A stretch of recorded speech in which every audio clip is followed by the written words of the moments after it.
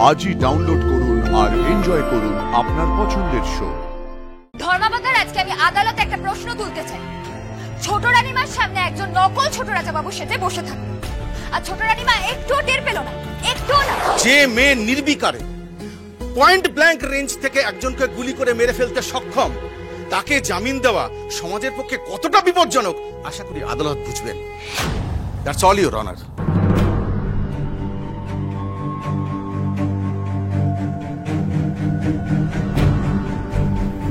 Dhanshiri madam, you may proceed now. Your honour, আমার একটাই কথা বলার আছে। এই পুরো কেসই মিথ্যের ওপর পেশ করা হয়েছে।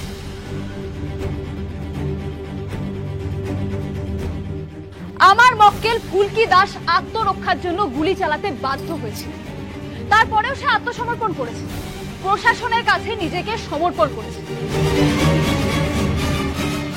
এরপরে তো তার জামিন নামঞ্জুর হওয়ার কোনো প্রশ্নই ওঠে না। ইওর অনার, ডিফেন্সকে প্রমাণ করতে হবে যে কেসটা সম্পূর্ণ মিথ্যের উপরে সাজানো, আর তাছাড়া মার্ডার কেসে সহসা জামিন হয় না। এই খুনটা যে আত্মরক্ষার্থে করা সেটাই তো প্রমাণ সাপেক্ষ ইওর অনার। আমি বলতে চাইছি ফুলকি দাস তার পুরনো শত্রু রুদ্ররূপ সান্যালকে সুপরিকল্পিতভাবে হত্যা করেছে। হত্যার স্থান, কাল, পাত্র খুবই কৌশলে চৌধুরী মহলে রাখা হয়েছে। আমি সাক্ষী প্রমাণ সবই পেশ করতে পারি আদালতের অনুমতি পেলে। অনুমতি দেওয়া হলো, সওয়াল জবাব শুরু করা যেতে পারে। আমার প্রথম সাক্ষী রাজমহল এস্টেটের ছোট রানীমা আশাবরী চৌধুরী, আমি তাকে কাঠগড়ায় উপস্থিত করার জন্য অনুমতি চাইছি। অনুমতি দেওয়া হলো। আশাবরী চৌধুরী হাজির হও।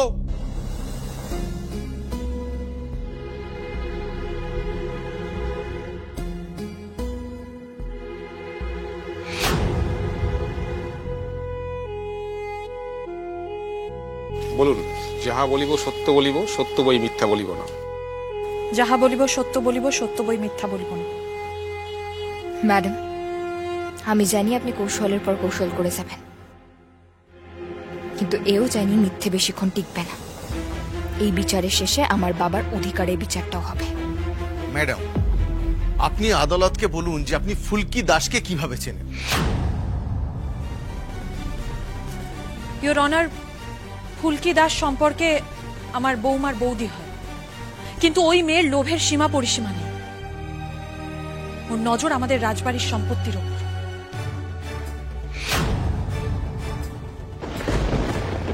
যেহেতু আমি ফুলকির আসল রূপটা চিনে ফেলেছি, তাই ফুলকি ছলে বলে কৌশলে আমাকে বারবার কোণঠাসা করতে চায়। ও প্রমাণ করতে চায় যে রুদ্ররূপ সান্যালের মতন একজন দাগী অপরাধীকে আমি নাকি আমাদের বাড়িতে শেল্টার দিয়েছি। কিন্তু এই কথাটা মিথ্যে ইওর অনার, একদম মিথ্যে। আমার মনে হয় রুদ্ররূপ সান্যালকে ফুলকি ওই বাড়িতে ঢুকিয়েছিল। তারপর রুদ্ররূপের মুখোশ টেনে ছিঁড়ে ফেলে ও প্রমাণ করতে চায় যে আমি রুদ্ররূপকে ওই বাড়িতে আশ্রয় দিয়েছি। ইনফ্যাক্ট ও এও বলেছে যে ছোট রাজা বাবু মানে আমার হাজবেন্ড, আমি নাকি তাকে আটক করে আমাদের বাড়িতে লুকিয়ে রেখেছিলাম। ইওর অনার, আমরা রেসপেক্টেবল পরিবারের মানুষ। আমি সত্যিই জানতে চাই যে আমার হাজবেন্ডের ছদ্মবেশে যে অন্য একজন আমাদের বাড়িতে লুকিয়ে রয়েছে, সেটা ফুলকি জানলো কি করে, যেখানে আমরা কেউ কিছু আন্দাজ করতে পারলাম না? তার মানে ওর নিশ্চয়ই অন্য কোনো প্ল্যান ছিল।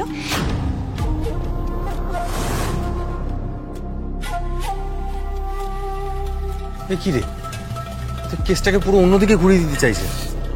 Order, order. That's all your honour. Defence, এবার আপনার কোনো প্রশ্ন থাকলে করতে পারেন। চিন্তা করিস না, ওই দেখ ধান উকিল মাঠে নামছে, দেখ সবাই।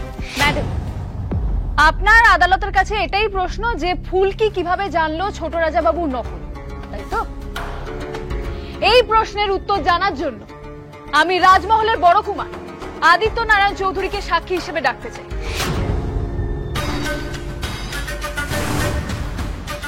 অনুমতি দেওয়া হলো।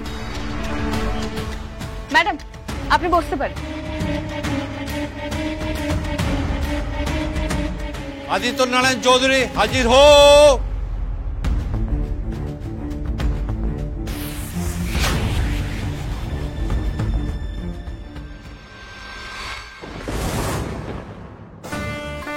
যাহা বলিব সত্য বলিব, সত্য বই মিথ্যা বলিব না।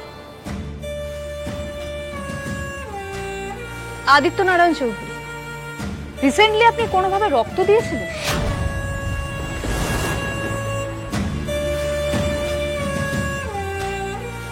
চুপ করে থাকবেন না প্লিজ, বলুন। হঠাৎ এই প্রশ্ন কেন উঠছে ইওর অনার? কারণ আমি জানার চেষ্টা করছি ফুলকি দাসের কি করে সন্দেহ হলো যে ছোট রাজা বাবু নকল। কারণ এই কেস কোনো বিক্ষিপ্ত কেস নয় ইওর অনার। কিছুদিন আগে আপনারই এজলাসে রাজমহলের আপাতভাবে মৃত বড় রাজা বাবুকে নিয়ে একখানা কেস উঠেছিল, যেখানে দাবি করা হয়েছিল যে বড় রাজা বাবুকে ফিরিয়ে আনা হয়েছে। আদালত নির্দেশ দিয়েছিল ডিএনএ টেস্ট করা। কোর্টের আধিকারিকদের সামনেই ডিএনএ টেস্ট করা হয় ছোট রাজা বাবুর সঙ্গে শ্যামানন্দ বাবা। সেই টেস্টে তো ডিএনএ টেস্ট রিপোর্ট মেলেনি। কোর্টে রিপোর্ট জমা পড়েছে, আমরা ভার্ডিক্টের অপেক্ষায় আছি। কিন্তু সেই কেসের সঙ্গে এই কেসের সম্পর্ক নাকি? সম্পর্ক আছে ইওর অনার, কারণ ওই ডিএনএ টেস্ট করা হয়েছিল নকল ছোট রাজা বাবুর সঙ্গে, আর সেটাই ফুলকি আবিষ্কার করেছিল। তাই ও জানতে পেরেছিল যে কেউ নকল ছোট রাজা বাবু সেজে চৌধুরী মহলে বসে আছে। বলুন মিস্টার চৌধুরী, আপনি কোনোভাবে রক্ত দিয়েছিলেন ডিএনএ পরীক্ষা করার জন্য? আপনার রক্তের সঙ্গে আপনার বাবা অর্থাৎ ছোট রাজা বাবু ধৈর্যটি নারায়ণ চৌধুরীর রক্তে?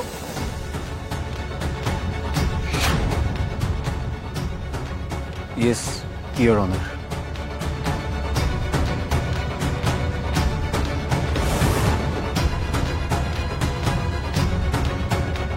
Point to be noted, Your Honor.